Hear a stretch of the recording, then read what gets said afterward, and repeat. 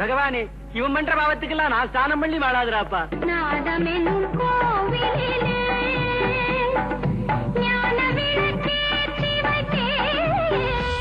என்று இரவு 8:01 மன்மத லீலை. அரசியல் பணியில் முடியும் தருவாய் இருக்கிறன. என்ன கேட்க போறீங்க? 30 கிலோமீட்டருக்குள்ளதான் இருக்கு. வசனங்களை எடுத்துக்கொள்ள முடியாது. உணர்வுபூர்வமாக பிரச்சனையாக கருதவில்லை. கூட்டாக இருக்கும் பொழுதுதான் ஆரம்பிக்கப்பட்டது. ஒன்று திரண்டு போராட வேண்டும். உலக பார்வை. So terrible.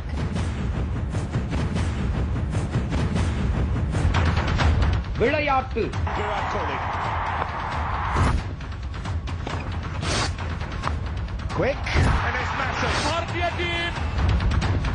சினிமா. மரியோ முகத்துல ஆசிர் ஊத்துறதுக்கும் என்னடா வித்தியாசம்? உன்னை விசாரணையில் அடிச்சது தப்பே இல்லடா. சின்ன சின்ன செய்திகள் திங்கள் முதல் வெள்ளி வரை இரவு 9 மணிக்கு உங்கள் ராஜ் நியூஸ் தொலைக்காட்சியில் காணத் தவறாதீர்கள். உங்கள் ராஜ் டிவியில்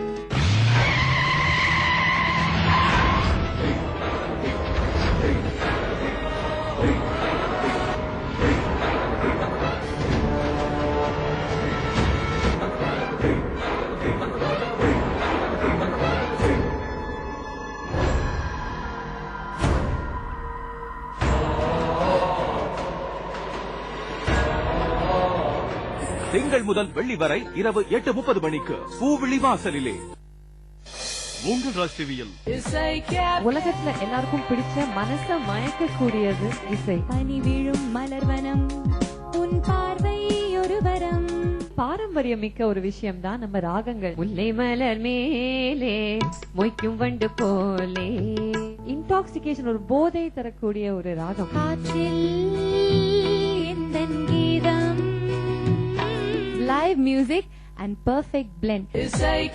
ஞாயிறு தோறும் காலை 8:01 இளம் திரைப்பட பாடகர்கள் தொகுத்து வழங்கும் இசை கஃபே உங்கள் ராஜ் டிவியில். 4 வகை வேதங்கள், 5 வகை பூதங்கள், 6 வகை பருவம் ஏத்தும் ஆதிபராசக்தி. 4 வகை வேதங்கள், 5 வகை பூதங்கள், 6 வகை பருவம் ஏத்தும் ஆதிபராசக்தி. 7 எனும் லோகங்கள், 8 எனும் யோகங்கள், 9 எனும் கோள்கள் போற்றும் ஆதிபராசக்தி. ஆதிபராசக்தி திங்கள் முதல் வெள்ளி வரை மாலை 6:30 மணிக்கு காணத் தவறாதீர்கள். சொல்றேன்.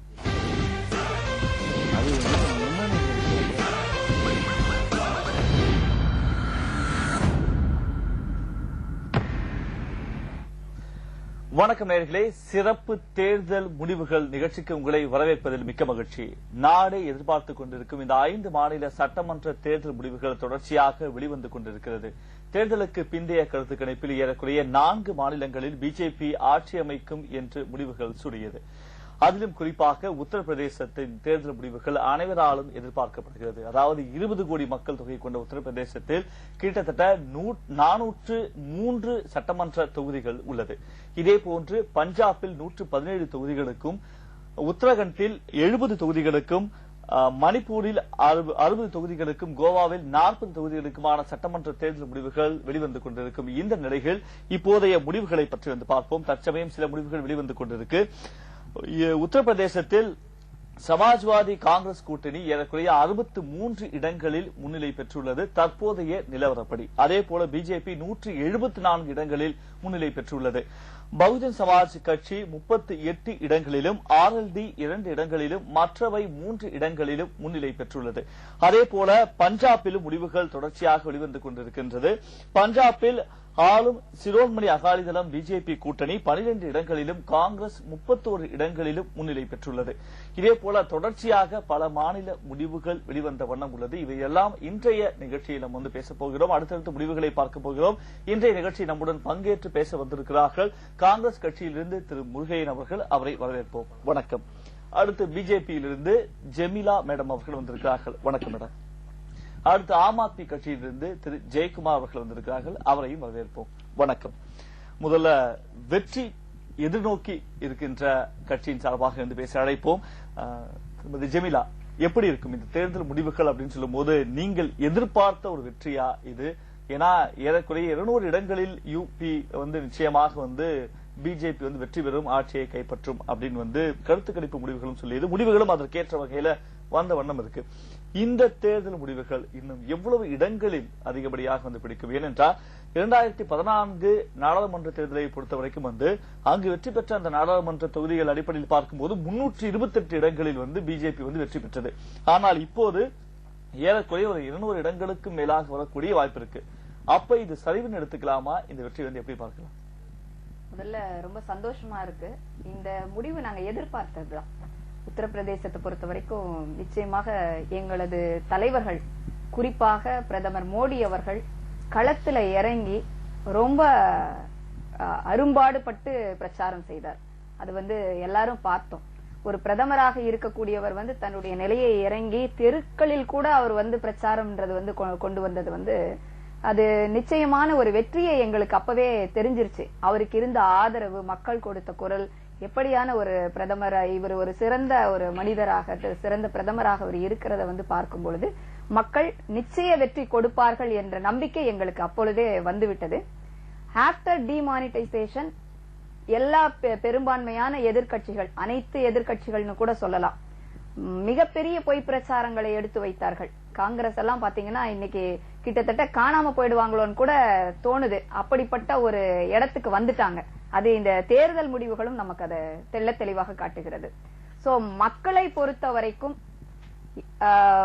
மத்திய அரசாங்கம் எடுத்து வருகிற திட்டங்கள் வரவேற்கப்பட்டு இருக்கிறது, வரவேற்பை கொடுத்து கொண்டிருக்கிறது என்பதை இந்த தேர்தல் எங்களுக்கு காட்டுகிறது. நீங்க சொன்ன மாதிரி கடந்த எம்பி எலெக்ஷனுக்கும் இதுவும் எப்படி இருக்கு அப்படின்னு 300க்கு மேல வரும், 328 சொல்றீங்க. நானும் எதிர்பார்க்கிறேன் 300 இடங்களுக்கு மேல் நிச்சயமாக பிடிப்பார்கள் அப்படின்ற ஒரு நம்பிக்கை இருக்கிறது. இது நம்ம கடந்த 2012 தேர்தலை கம்பேர் பண்ணும்பொழுது இது எப்படிப்பட்ட ஒரு வெற்றி! அது கிட்டத்தட்ட 4-5 மடங்கு அதிகப்படியான இடங்களை பாரதிய ஜனதா கட்சி பிடிக்கிறது என்றால் உண்மையிலேயே மக்களுக்கு ஒரு ஊழலற்ற ஆட்சியை பாரதிய ஜனதா கட்சியால் தான் கொடுக்க முடியும் என்பதை மக்கள் நிரூபித்திருக்கிறார்கள். நாங்கள் வரவேற்கிறோம். முடியறதுக்குள்ள நமக்கு இன்னும் ஒரு சந்தோஷமான செய்திகள் வரும் நம்பிக்கை எனக்கு இருக்கிறது. வெறும் உத்தரப்பிரதேசம் மட்டும் இல்லாமல் மற்ற இடங்களிலும் தொடர்ந்து பேசலாம். அதுக்கு முன்னாடி உத்தரப்பிரதேசத்தில் தற்போதைய முடிவுகள் எந்த அளவுக்கு அந்த லீடிங் இருக்கு அப்படிங்கறத பார்க்கலாம். ஆளும் சமாஜ்வாதி காங்கிரஸ் கூட்டணி 55 இடங்களிலும், பிஜேபி 217 இடங்களிலும், பகுஜன் சமாஜ் கட்சி 23 இடங்களிலும் முன்னிலை பெற்றுள்ளது. திரு முருகையன் அவர்கள், இது யூபி அப்படிங்கிறது மிக முக்கியமான மாநிலம். அதாவது எந்த கட்சி அங்கு போட்டியிட்டாலும் மிக முக்கியமான மாநிலம். அதுவும் குறிப்பாக தேசிய கட்சிக்கு அங்கு ஒரு மிகப்பெரிய பங்கு இருக்கு. ஏன்னா அதை வைத்து எக்கச்சக்கமான ஒரு கணக்குகள் போடப்படும். அப்படி பார்க்கும்போது இப்ப வரக்கூடிய இந்த லீடிங் முன்னணி நிலவரம் அப்படின்னு பார்க்கும்போது எதிர்பார்த்ததை விட மிக குறைவாக இருக்கு. இல்லை, நாங்கள் எதிர்பார்த்த வெற்றி வந்து கொண்டிருக்கிறது. எதிர்பாராத பல வெற்றி கிடைக்கும் என்று எதிர்பார்த்து அதில் மட்டும் ஏமாற்றம் ஏற்பட்டிருக்கிறது. நாங்கள் பஞ்சாபில் எதிர்பார்த்த வெற்றி என்பது பஞ்சாபிலே நாங்கள் வெற்றி பெறுவோம், ஆட்சி வைப்போம் என்று நாங்கள் மனதார எதிர்பார்த்த ஒன்று. அது நடந்து கொண்டிருக்கிறது. அதுல எனக்கு மிக்க மகிழ்ச்சி. ஆனால் ஊபியில எதிர்பாராத ஒரு திருப்பம் ஏற்படும் என்று எதிர்பார்த்ததில் சற்று பின்னடைவு ஏற்பட்டிருக்கிறது. ஆனால் மோடி அவர்களுக்கு 2014 பாராளுமன்ற தேர்தல் அதுதான் கடைசி. 2012 அது முன்ன முடிஞ்சு போனது. 2014 தேர்தலில் மோடி அவர்களுக்கு ஊபி மக்கள் கொடுத்த அந்த மிகப்பெரிய ஆதரவு, 80 இடங்களில் 73 இடங்கள் வெற்றி என்ற அந்த மிகப்பெரிய ஆதரவு அங்கே கொஞ்சம் சரிந்திருக்கிறது என்றுதான் சொல்ல வேண்டும். இப்பொழுதுள்ள நிலப்படி இன்னும் கொஞ்சம் கூடியிருக்கு. இந்த பண மதிப்பிழப்பு விவகாரம், அந்த நடவடிக்கை சீர்திருத்த நடவடிக்கை எடுக்கப்பட்ட பிறகு சந்திக்கின்ற இந்த முதல் தேர்தல் அப்படின்னு பார்க்கலாம். எதிர்கட்சிகள் பிஜேபி மீது பல குற்றச்சாட்டுகள் வைக்கப்பட்டது. ஆனால் தேர்தல் முடிவுகள் அப்படின்னு வரும்போது இந்த முன்னணி நிலவரம் அப்படின்னு பார்க்கும்போது மக்கள் மத்தியில இது எதிர்கட்சிகள் அந்த அளவுக்கு கொண்டு போய் தன்னுடைய கருத்துக்களை முன்வைக்கல அப்படின்னு பார்க்கலாமா, இல்ல பிஜேபியினுடைய சீர்திருத்த நடவடிக்கைகளை மக்கள் ஏற்றுக்கொண்டிருக்கிறார்கள் அப்படின்னு பார்க்கலாம்? நீங்கள் முதலில் சொன்னதுதான் சரி. இந்த நடவடிக்கையின் மூலமாக, இந்த பண மதிப்பிழப்பு அந்த நடவடிக்கையின் மூலமாக என்ன பாதிப்புகள் என்பதை மக்களிடம் கொண்டு போய் சேர்ப்பதில் நாங்கள் பின்னடைவாக இருந்திருக்கலாம். அல்லது ஊபியில் உள்ள மக்கள் மிகவும் பின்தங்கிய மக்களுடைய பகுதியில் அவர்கள் இதனால் பாதிக்கின்ற தன்மை என்பது மிகவும் குறைவு. ஏன்னா சில பேர் வேலை இழந்திருப்பார்கள், ஆனால் மிகப்பெரிய பணத்தை வீட்டில் வைத்திருப்பவர்கள் அல்ல. அவர்கள் பணத்தை வங்கியில போட போவதோ அல்லது வரிசையில் நிற்பதற்கோ அதற்கான வாய்ப்புகள் மிக குறைவு. மிகப்பெரிய பண முதலாளிகள் வேணா கூலிக்கு ஆளை பிடிச்சி வேணா கியூல நிக்க வச்சிருப்பான். அதுதான் நடந்திருக்குமே தவிர தனிப்பட்ட முறையில் அந்த மக்கள் பெரிதாக பாதிப்பதற்கு வாய்ப்பு இல்லை. இதற்கு முன்பு மக்கள் பாதிக்கப்படுகிறார்கள், சாதாரண மக்கள் நிச்சயமாக பொருள் வாங்குவதற்கு பணம் இல்லை அப்படின்னு நீங்க தான் குற்றச்சாட்டெல்லாம் ஆரம்பத்தில் சொன்னீங்க. அப்ப நீங்க சொன்ன குற்றச்சாட்டு எதுவுமே உண்மை இல்லை. அந்த குற்றச்சாட்டுகள் எல்லாம் உண்மை. அதனாலதான் அவங்க 328 இடத்துல இருந்து இன்னைக்கு சற்று சரிவை நோக்கி வருகிறார்கள். ஒன்று எங்களுக்கு கிடைத்த தகவல் பிரகாரம் ஊபியில் மிகப்பெரிய பணம் விளையாண்டிருப்பதாக எங்களுக்கு தெரியும். மற்ற யாருடைய அங்கே வெளியேறுவதற்கு வாய்ப்பு கொடுக்கவில்லை. நான் ஒரு குற்றச்சாட்டு வந்து கொண்டிருக்கிறது. அதற்கு முன்பு கோவாவில் முதலமைச்சர் லட்சுமிகாந்த் பர்சேகர் பின்னடைவு என்ற செய்தி வெளிவந்திருக்கு. கோவாவில் முதலமைச்சராக இருக்கக்கூடிய திரு லட்சுமிகாந்த் பர்சேகர் பின்னடைவு என்ற செய்தி வெளியாகி இருக்கு. அதே போல உத்தரகண்டில் முதலமைச்சர் ஹரிஷ் ராவத் பின்னடைவு என்ற செய்தியும் நம்மளால் பார்க்க முடியுது. அதற்கு முன்பு தற்போதைய நிலவரம் பார்க்கலாம். இப்போதைய நிலவரப்படி இது உத்தரகாண்டில் மொத்தம் இருக்கக்கூடிய 70 தொகுதிகளில் 61 தொகுதிகளுக்கான முன்னணி நிலவரம் வெளிவந்திருக்கு. காங்கிரஸ் 10 இடங்களிலும், பிஜேபி 47 இடங்களிலும், பிஎஸ்பி 3 இடங்களிலும் முன்னணியில் இருக்கிறதாக செய்திகள் வெளிவந்த வண்ணம் இருக்கு. அதே போல மணிப்பூரில் மொத்தம் இருக்கின்ற 60 தொகுதிகளில் 9 தொகுதிகளுக்கான முன்னணி நிலவரம் வெளிவந்திருக்கு. கிட்டத்தட்ட இந்த முடிவுகள் அப்படின்னு பார்க்கும்போது உத்தரப்பிரதேசத்துல 222 இடங்கள். இப்ப நான் திரு ஜெயக்குமார் மட்டும் கேட்கிறேன், நீங்கள் அதிகமாக எதிர்பார்த்த பஞ்சாப்ல ஆம் ஆத்மிக்கு அந்த வெற்றி வாய்ப்பு இருக்கா? ஏன்னா ஒரு கடும் போட்டியில காங்கிரஸோடு அங்க இருக்கதாக தேர்தலுக்கு பிந்தைய கருத்து கணிப்புகளும் சரி, கிட்டத்தட்ட முடிவுகளும் சரி ஏறக்குறைய அப்படிதான் இருக்கு. பஞ்சாப்ல 38 தொகுதிகள், ஆம் ஆத்மி 21 தொகுதிகள். இன்னும் கூட கொஞ்சம் மெனக்கெட்டு இருந்தா இங்க ஆட்சியை கைப்பற்றக்கூடிய அளவுக்கு ஒரு லீடிங் வந்திருக்குமோ அப்படின்னு ஒரு எண்ணம். இதை பற்றி இப்பொழுது கூட ஆம் ஆத்மி கட்சி போட்டியில் இருந்து கொண்டுதான் இருக்கிறது. நாங்கள் ஆட்சியை கைப்பற்றதான் போகிறோம் என்ற நம்பிக்கையும் இருக்கிறது. ஏனென்றால் இது ஆரம்ப கட்டம், இன்னும் நிறைய நேரம் இருக்கிறது. பட் இருந்தாலும் நாங்கள் கடுமையான உழைப்பை அங்க ஆம் ஆத்மி கட்சி பஞ்சாப் மாநிலத்திலே செய்திருக்கிறது. உங்களுடைய தலைவர் டெல்லியினுடைய முதலமைச்சர் திரு அரவிந்த் கெஜ்ரிவால் அவர்கள் டெல்லியை கூட கொஞ்ச நாளைக்கு விடுமுறை எடுத்துவிட்டு முழுவதுமாக பஞ்சாபிலே செட்டில் ஆகி அங்கேயே இந்த தேர்தலுக்காக முழுவீச்சில் பிரச்சாரம் செய்வதை பார்க்க முடிந்தது. அதனுடைய பலன், கைமேல் பலன் கிடைக்குமா என்ற எதிர்பார்ப்பு? கண்டிப்பாக ஆம் ஆத்மி கட்சி இன்றைக்கு பஞ்சாப் மாநிலத்திலே வலிமையாக ஒரு கால் ஊன்றலை ஏற்படுத்தி இருக்கிறது.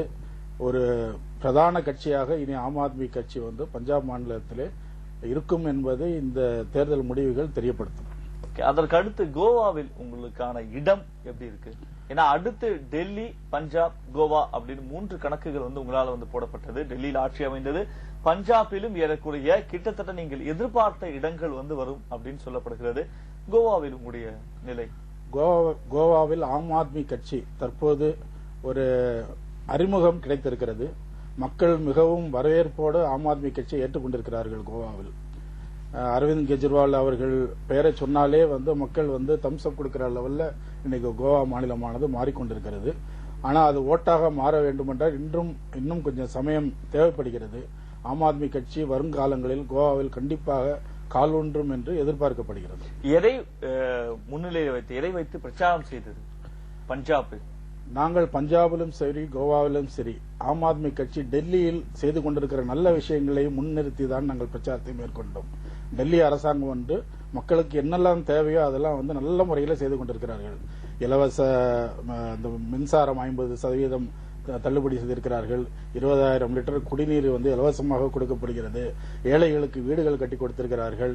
மொஹிலா கிளினிக்ஸ் என்று சொல்லி எல்லாருக்கும் இலவச மருத்துவ வசதி, ஸ்கேனிங், இது போன்ற எல்லாவற்றையும் டெல்லி அரசாங்கம் இலவசமாக செய்து கொண்டிருக்கிறது. எஜுகேஷன்ல பாத்தீங்கன்னா படிப்புல டெல்லி அரசாங்கம் செய்திருக்கிற ஒரு புரட்சி 2 ஆண்டு காலத்தில் எந்த அரசாங்கமும் இந்தியாவில் இதுவரை செய்தது கிடையாது. அந்த அளவுக்கு ஒரு புரட்சியை அவ்வளவு ஸ்கூல்ஸையும் யூனிஃபார்ம்ஸ் நல்ல மாதிரி செஞ்சு, புக்ஸ் நல்ல மாதிரி கொடுத்து, அந்த கிளாஸ் ரூம்ஸ் எல்லாம் ஸ்மார்ட் கிளாஸா மாத்தி, ஏர் கண்டிஷனிங் பண்ணி, அந்த ஸ்டூடெண்ட்ஸோட லைஃப் பிரைவேட் ஸ்கூலோட ஒரு ஸ்டெப் அஹெடா தான் டெல்லி கவர்மெண்ட் கொண்டு போயிருக்கு. இந்த மாதிரி நல்ல திட்டங்களை, ஃப்ரீ வைஃபை கொடுத்திருக்காங்க டெல்லியில எல்லா பப்ளிக் பிளேசஸ்லயும். அதே மாதிரி உமன் செக்யூரிட்டிக்காக நிறைய அமௌண்ட் ஸ்பெண்ட் பண்ணியிருக்கிறாங்க. கரப்ஷன் கிடையாது. மெயினா வந்து டெல்லி கவர்மெண்ட் எடுத்துக்கிட்டீங்கன்னா கரப்ஷனே கிடையாது. உங்களுடைய நாடாளுமன்ற உறுப்பினர் மீதும் சட்டமன்ற உறுப்பினர் மீதும் தொடர்ச்சியாக குற்றச்சாட்டு எழுவதை வந்து நம்மளால மறுக்க முடியுமா? ஒரு நல்ல பழம் இருந்தால் கல் எடுத்து இருந்து கொண்டேதான் இருப்பார்கள், அதை காயப்படுத்திக் கொண்டுதான் இருப்பார்கள். அதே போல ஆம் ஆத்மி கட்சி மீது அவதூறு பரப்புவது என்பது எதிர்க்கட்சிகளது தொடர் நடவடிக்கையாக இருந்து கொண்டிருக்கிறது. இருந்தாலும் ஆம் ஆத்மி கட்சி ஒரு அப்பழுக்கற்ற கட்சி என்பதை நிரூபித்துக் கொண்டுதான் இருக்கிறது. தொடர்ந்து அதை பத்தி பேசலாம். அதுக்கு முன்னாடி திருமதி ஜெமினா, உங்ககிட்ட வந்து கேட்க வரும்போது இந்த பஞ்சாப்ல ஏன் ஒரு பின்னடைவு? ஏன்னா நீங்க சிரோன்மணி அகாலிதளம் கிட்டத்தட்ட ஒரு 10 ஆண்டுகளாக பஞ்சாபில் ஆண்டு கொண்டு இருக்கின்ற ஒரு கட்சியோடு தான் கூட்டணி வந்து வைத்திருக்கீர்கள். இது 2012 அப்படின்னு சொல்லி பார்க்கும்போது மொத்தம் இருக்கக்கூடிய 117 தொகுதிகள்ல 56 இடங்களில் வந்து சிரோன்மணி அகாலிதளம் வந்து வெற்றி பெற்றது. பிஜேபி 12 இடங்களில் வெற்றி பெற்று கூட்டணி ஆட்சி வந்து அங்கு அமைய பெற்றது. கிட்டத்தட்ட 68 இடங்கள் அவங்க 2 பேரும் வந்து சேர்த்து. ஆனா இப்ப வந்து பஞ்சாப்ல அதிகப்படியான குற்றச்சாட்டு வந்து வைக்கப்படுகிறது. ஏன்னா குடும்பத்தில் இருக்கக்கூடிய ஆட்சி, குடும்ப உறுப்பினர்களினுடைய தலையீடு, அங்க வந்து போதைப் பொருள் அந்த பழக்கத்தை வந்து கட்டுப்படுத்தாமல் வந்து விட்டது, விவசாயிகளுடைய தற்கொலை வந்து தமிழகத்திற்கு அடுத்தபடியாக அங்கும் வந்து அதிகப்படியாக நிலவுவது அப்படின்னு அங்கு வந்து பார்க்க முடிந்தது. அதே சமயத்துல பஞ்சாப்ல தேர்தல் பிரச்சாரத்தின் போது அங்க இருக்கக்கூடிய உள் மாநில பிரச்சனைகளை மையப்படுத்தி பிரச்சாரம் மேற்கொள்ளாமல் பாகிஸ்தானுக்கு எதிரான அந்த போரை பற்றியும் வந்து அதற்கு அடுத்து இந்த பண மதிப்பிழப்பு நடவடிக்கையை பற்றியும் வந்து பிரச்சாரம் வந்து மேற்கொள்ளப்பட்டது. இது வந்து எப்படி எடுத்துக்கொள்வது? இது பஞ்சாபை பொறுத்த வரைக்கும் அது ஒரு ஜாதிய ரீதியான ஒரு பிரச்சாரமாக அங்கு மற்ற கட்சிகள் எடுத்துட்டு போனாங்க. நமது இந்தியாவிலே அதிகப்படியான தலித்துகள் இருக்கிற இடமா இருக்கு பஞ்சாப். சோ ஒரு எதிர்வினையாக எதிர்விதமான ஒரு பிரச்சாரங்கள், தாழ்த்தப்பட்ட மக்களுக்கு எதிராக இவர்கள் வந்து பண்றாங்க. இந்த மாதிரியான சில பொய் பிரச்சாரங்கள் ஒரு காரணமாக இருக்கும் அப்படின்னு நான் நினைக்கிறேன். இருந்தாலும் ரிசல்ட் இன்னும் முழுமையா வராதுக்கு முன்னாடி நம்ம வந்து அது பின்னடைவாகத்தான் இருக்கு அப்படின்றத என்னால ஏற்க முடியல. பொறுத்திருந்து பார்த்தா அதுக்கான கட்சியை சேர்ந்தவர்கள் அனைவரும் பேசும்போது கூட பஞ்சாபை மட்டும் தவிர்த்து 4 மாநிலத்தில் நாங்கள் வந்து முன்னணி பெறுவோம், ஆட்சி அமைப்போம் அப்படின்னு தான் பொதுவான கருத்துக்களை ஒரு ப்ரெடிக்ஷன் ஒண்ணு இருக்கு இல்லையா? எங்களுக்கு அந்த மாதிரி ஒரு இருக்கு. இப்பவும் வந்து பஞ்சாப்லதான் கொஞ்சம் குறைவோம் அப்படின்ற ஒரு எண்ணம் இருந்தது. அதாவது ஒரு கட்சின்னு இருக்கும் பொழுது இந்தியா முழுமைக்கும் வெற்றி பெற முடியும்ன்ற ஒரு நிலை வந்து அவ்வளவு சீக்கிரத்துல முடியாது. ஆனால் பாரதிய ஜனதா கட்சிக்கு அது ஒரு நோக்கம் இருக்கிறது. ஏன்னா எதிர்கட்சிகளே இல்லாம காங்கிரஸ முழுமையாக விரட்டிடணும் அப்படின்றது எங்களுடைய கிட்டத்தட்ட அப்படிதான் ஆயிடுச்சு. ஏன்னா ஒரே ஊழல், ஏகப்பட்ட குற்றச்சாட்டுகள் அவங்க மேல. ஒரு சிறந்த ஒரு ஆட்சியை கொடுக்க முடியவில்லை. அது ஒரு குடும்ப அரசியலாக போய் கொண்டிருந்த சூழ்நிலை. இன்றைக்கு பாருங்க, ஏன் காங்கிரஸ் வந்து இருக்கிற இடமே தெரியாத மாதிரி கொஞ்சம் கொஞ்சமா அழிந்துட்டு வராங்க அப்படின்னு பார்த்தா, உண்மையான ஒரு மக்களாட்சி ஜனநாயகம் அவங்க கிட்ட இல்ல. ஒரு சிறந்த தலைவரை அவர்கள் இழந்திருக்கிறார்கள். அங்க தலைவரே இல்ல. இப்போ பாஜகவை பொறுத்த வரைக்கும் ஒரு சிறந்த தலைமை, அதாவது அமித்ஷா அவர்கள் அந்த பிரதமர் மோடி அவர்களுடைய கூட்டணி வந்து மிகச்சிறந்த ஒரு தலைமையை எடுத்து சென்றிருக்கிறது தான் நம்ம பாக்குறோம். ஏன்னா குறுகிய காலத்தில் இப்படிப்பட்ட இவ்வளவு தூரத்திற்கு ஒரு வளர்ச்சியை பாரதிய ஜனதா கட்சி வந்து பெறுகிறது என்றால் ஒரு சிறந்த தலைமை இருக்கிறது. அந்த தலைமையை அவர்கள் இழந்திருக்கிறார்கள். அது ஒன்று. இரண்டாவது, மக்கள் ஒரு டிரான்ஸ்பரன்சி எல்லாத்திலுமே எதிர்பார்க்கிறாங்க. ஒரு நேர்மையான ஒரு குட் கவர்னன்ஸ் வேணும் அப்படின்றது. அந்த இது வந்து நமக்கு காங்கிரஸ்ல கொடுக்க முடியல. ஏன்னா 50 வருஷமா இதையே பார்த்துட்டு இருந்துட்டு சரி ஒரு வித்தியாசமான ஒரு ஆட்சி இவர்கள் கொடுக்கிறார்கள். அதுவும் நம்ம ஒரு 2-3 வருஷத்துக்குள்ள பாரதிய ஜனதா கட்சி எடுத்து வந்த நிறைய திட்டங்கள், அது ஏழைகளுக்கான திட்டங்களாக கொண்டு வந்ததை வந்து மக்கள் அங்கீகரித்திருக்கிறார்கள். இந்த அங்கீகாரத்திற்கு கிடைத்த வெற்றியாக நாங்க இதை பாக்குறோம். நிச்சயமா மக்கள் இதை ஏத்திருக்காங்க. இது வந்து ஜெனரலா எதிர்கட்சிகள் எல்லாம் ஒரு பொய் பிரச்சாரம் தான் பண்ணிருக்காங்க. இந்த இதுல பாருங்க, டிமானிட்டைசேஷன்ல நம்ம கொஞ்சம் நஞ்சமா பார்த்தோம். ஒரு 50 நாள் சொல்ல முடியுமா? அதாவது உத்தரப்பிரதேசத்தை பொறுத்த வரைக்கும் வந்து அங்க இருக்கக்கூடிய ஆட்சியில் இருந்த சமாஜ்வாதி கட்சியில ஏற்பட்ட அந்த பிளவு வந்து பிஜேபிக்கு ஒரு சாதகமாக அமைந்து விட்டது அப்படின்னு வந்து பார்க்க முடியாது. இல்ல இருக்கலாம். இருந்தாலும் இவங்க பெரிய கூட்டணி இல்லங்க போடுறாங்க. காங்கிரஸும் அவங்களும் சேர்ந்து பண்ணும்போது யூபியில எத்தனை வருடங்களுக்கு முன்பு தன்னுடைய கட்டுப்பாட்டை இழந்தது அப்படிங்கிறது வந்து தெரியும். இருந்தாலும் வந்து ஆட்சியை பிடிக்கக்கூடிய அளவுக்கு வந்து கிடையாது. ஏனென்றால் ஒரு 403 தொகுதிகள் பார்க்கும்போது 298 தொகுதிகள்ல சமாஜ்வாதி கட்சியும் 105 தொகுதிகள்ல காங்கிரஸ் கட்சியும் வந்து போட்டியிட்டு தான் இந்த தேர்தலை சந்திக்கக்கூடிய நிலைமை. இதற்கு முன்பெல்லாம் வந்து அதிகப்படியாக போட்டியிட்ட காலம்லாம் உண்டு. அப்படி இருக்கும்போது காங்கிரஸ் கட்சிக்கு அங்க எந்த அளவுக்கு செல்வாக்கு இருக்கு அப்படிங்கிறது முன்கூட்டியே தெரியும். ஆனாலும் பிஜேபியினுடைய இந்த முன்னணி நிலவரம், இந்த வெற்றி அப்படின்னு வந்து பார்க்கும்போது கூட, இந்த வெற்றி சம்பந்தமான முடிவுகள் அப்படின்னு பார்க்கும்போது கூட குறிப்பிட்டு இது அங்க உள் மாநிலத்தில் இருக்கக்கூடிய அந்த பிரச்சனைகளை மையப்படுத்தி வெளிவந்ததான் பார்க்க முடியுது. இல்ல அந்த மாதிரி முழுமையாவும் சொல்ல முடியல. அப்படி பார்த்தா காங்கிரஸும் சேரும் போது கை கோர்க்கும் பொழுது கொஞ்சம் அதை சரி செஞ்சிருக்கணும். நான் முன்னாடி ஏற்கனவே சொன்ன மாதிரி அங்கேயும் தலைமை கோளாறு தான். அகிலேஷ் ஒரு பெரிய தலைவரா அவங்க யாரும் பார்க்கல, ராகுல் காந்தியும் பார்க்கல. பார்த்திருந்தா மக்கள் வாக்களித்திருப்பார்கள். இப்போ அண்ணன் சொன்னாரு, அதாவது அங்க ஏழை மக்கள் பாதிக்கப்படவில்லை உத்தரப்பிரதேசத்தில், அதனால் இருந்தது. இதைத்தானே நாங்க சொன்னோம். ஏழை மக்கள் கிட்ட காசே கிடையாதுங்க. அவங்க எங்க கியூல போய் நிக்கிறாங்க, பேங்க்ல எங்க நிக்கிறாங்க, அவங்க எங்க கஷ்டப்படுறாங்க. அவங்க கஷ்டப்படலைங்க. உண்மையிலேயே கஷ்டப்படுறது கருப்பு பணம், நிறைய பணம் வச்சிருந்த பெரும் முதலாளிகள் தான் இந்த டிமானிட்டைசேஷன்ல கஷ்டப்பட்டாங்கன்றத நாங்க அன்னைக்கு சொன்னோம். தொடர்ந்து கேட்கலாம் திரு முருகையன். அதாவது முகம் முழுவதும் புன்னகையோட சில குற்றச்சாட்டுகளை உங்கள் மீது அமைதியாக சொல்லுகிறார் திருமதி ஜமீலா. இதுல பார்க்கும்போது இப்ப தலைவர் மீது காங்கிரஸ் கட்சி ஒரு சரியான தலைமை இல்லாமல் திண்டாடுகிறது அப்படின்னு. ஏன்னா இந்த தேர்தல் முடிவுகளை பொறுத்த வரைக்கும் எப்படி பார்க்க கூடும் அப்படின்னா, காங்கிரஸ் கட்சிக்கு ராகுல் காந்திக்கு விடுக்கப்பட்ட ஒரு சவாலாகத்தான் இந்த தேர்தலுடைய முடிவுகள் பார்க்கப்படும். ஏன்னா அவருடைய கட்டுப்பாட்டில் முழுமையாக நடைபெற்ற ஒரு தேர்தல், அவருடைய கட்டுப்பாட்டில் முழுமையாக அமைக்கப்பெற்ற ஒரு கூட்டணி அப்படின்னு தான் பல இந்த 5 மாநிலங்களை பார்க்க முடியும். அப்படி இருக்கும்போது இது தலைமைக்கு விடுகிற சவாலா? ஏன்னா அடுத்து நீங்க அவரை தலைவரா முன்னிறுத்துறீங்க. அப்படி இருக்கும்போது இந்த தேர்தல் முடிவுகள் அவருக்கு எந்த வகையில இருக்கும்? காங்கிரஸ் கட்சியுடைய வளர்ச்சிக்கு எந்த விதமான ஒரு சாதக பாதகங்களை ஏற்படுத்தும்? தேர்தல் வெற்றி தோல்வி என்பது சகஜமாக ரெண்டையும் ஏற்றுக்கொள்ளுகிறதுதான் அரசியல் தலைவர். கடந்த 10 ஆண்டு காலம் இந்தியாவை ஆளுகின்ற பொறுப்பில் இருந்த காங்கிரஸ் அன்னைக்கு இந்த மக்களுடைய ஆதரவு பெற்றுதான் ஆண்டு கொண்டிருந்தோம். இன்றைக்கு நாங்கள் செய்து 10 ஆண்டு காலம் யூபிஏ அரசில் செய்யப்பட்ட மிகப்பெரிய சாதனைகள் என்று கணக்கிட்டோம்னா அதுக்கு நேரம் போதாது. அதனுடைய இதுதான் உங்கள் கையில் உங்கள் பணம் என்று நாங்கள் கொண்டு வந்த திட்டத்தின் அடிப்படையில் தான் இவர்கள் வங்கிகளிலே நேரடியாக பணம் போடுகின்ற திட்டத்தை கொண்டு வந்தார்கள். அது மாதிரி ஆதார் கார்டு என்பது நாங்கள் கொண்டு வந்த போது இவர்கள் விமர்சித்தார்கள். இப்பொழுது ஆதார் கார்டை இல்லாமல் எதையும் செய்யக்கூடாது என்று உச்சநீதிமன்றம் கொடுக்கிற தீர்ப்பையும் மீறி அவர்கள் செயல்படுத்துகிறார். அப்பயே உங்களை பதவியிலிருந்து இறக்குனாங்கன்னு ஒரு கேள்வி இல்ல. அதுதான் சொல்றேன், நாங்க செய்ததை மக்களிடம் கொண்டு போய் சேர்ப்பதிலே நாங்கள் வல்லவர்களாக இல்லை. மோடி எதையும் செய்யாவிட்டாலும் கூட செய்தது போல், எப்படி திராவிட இயக்கங்கள் தமிழ்நாட்டில் எப்படி எதையும் செய்யாவிட்டாலும் கூட தாங்கள் ஏதோ பெரிதாக சாதித்து விட்டதை போல 67க்கு முன்னால் திராவிட கட்சிகளோடு தான் கூட்டணி இல்ல, அது இருக்கு, நான் ஒத்துக்கிறேன், அதான் இல்லன்னு சொல்லல. இருந்தாலும் விமர்சிப்பதை விமர்சித்து தீர வேண்டும். நாங்கள் கூட்டணி காலத்தின் கட்டாயம் கூட்டணி வைக்கிறோமே தவிர அதனால் அவர்கள் செய்த தவறுகளை எல்லாம் நாங்கள் ஏற்றுக்கொண்டு விட்டோம் என்பது அல்ல அர்த்தம். பேசக்கூடிய பிஜேபி ஒரு பக்க விளம்பரம் கொடுப்பது போல, தொலைக்காட்சிகளை விளம்பரப்படுத்துவது போல, வானொலிகளை விளம்பரப்படுத்துவது போல, செய்யவில்லை, அறிவிப்புகள் வெளியிடுவது போல காங்கிரஸ் கட்சிக்கு செய்ய முடியல, செய்ய தெரியல. இந்தியாவை சுத்தம் செய்வோம் சுஜு பாரத் சொன்னாங்களே, அதுக்கு இவங்க கிட்டத்தட்ட 550 கோடி ரூபாயை விளம்பரத்துக்கு மட்டும் செலவு செய்திருக்கிறார்கள். எல்லா தொலைக்காட்சிக்கும் விளம்பரமாக கொடுத்து அந்த தொலைக்காட்சிகளுக்கு வருகின்ற பணத்தை வைத்துக் கொண்டு மோடியை போல் பிரம்மாண்டமான தலைவர் யாரும் இல்லை என்று எல்லாம் விளம்பரம் படுத்துகின்ற ஒரு செயலை தமிழ்நாட்டில் உள்ள இந்தியாவில் உள்ள அனைத்து தொலைக்காட்சிகளும் திட்டமிட்டு செய்து கொண்டிருக்கின்றன என்பதுதான் உண்மை.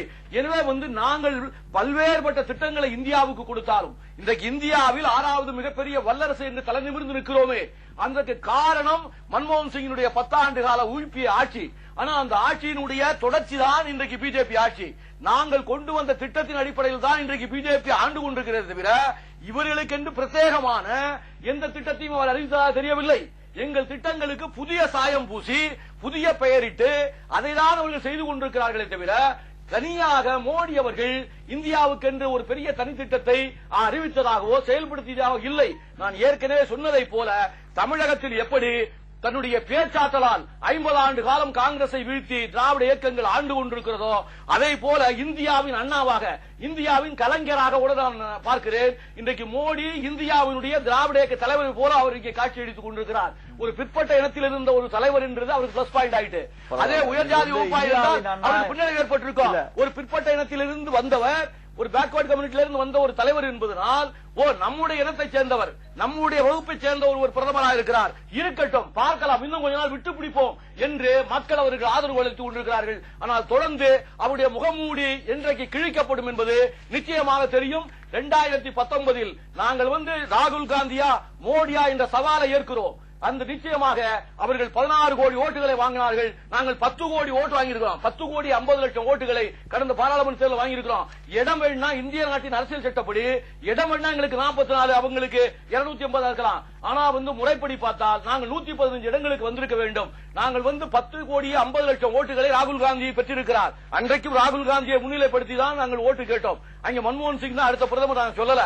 ஆனால் நிச்சயமா ராகுல் காந்தி எதிர்பார்த்து 10 கோடி ஓட்டு போட்டாங்க. 289 தொகுதிகள்ல இருந்து 44 தொகுதிகளுக்காக பரவாயில்லை, 2 இடங்களை பிடித்தார்கள்.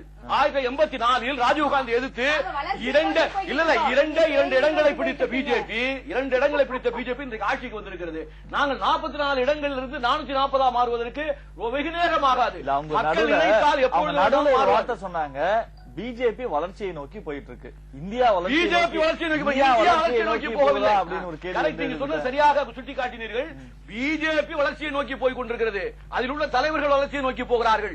ஆனால் இந்தியா வளர்ச்சியை நோக்கி போகிறதா என்றால் நாங்கள் செய்த 10 ஆண்டு கால சாதனையுடைய தொடர்ச்சி என்று ஓரளவுக்கு ஏற்றுக்கொள்ளலாமே தவிர அவர்கள் முழுமையாக முயற்சித்திருந்தால் இந்தியா இதைவிட வளர்ச்சி அடைவதற்கான வாய்ப்பு இருக்கிறது.